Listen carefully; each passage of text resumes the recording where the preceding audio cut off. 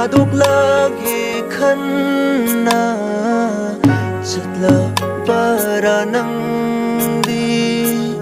Shengla para nang di Thang lag li va khong thang Thaduk loi chat loi Hai ram ba dai nang na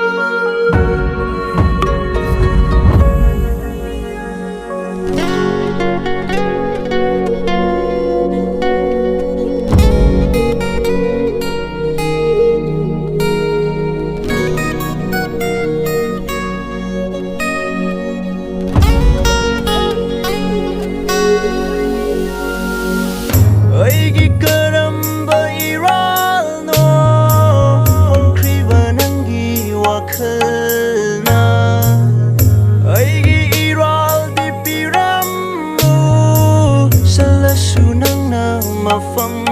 amada thot lavi leirang ni khaluba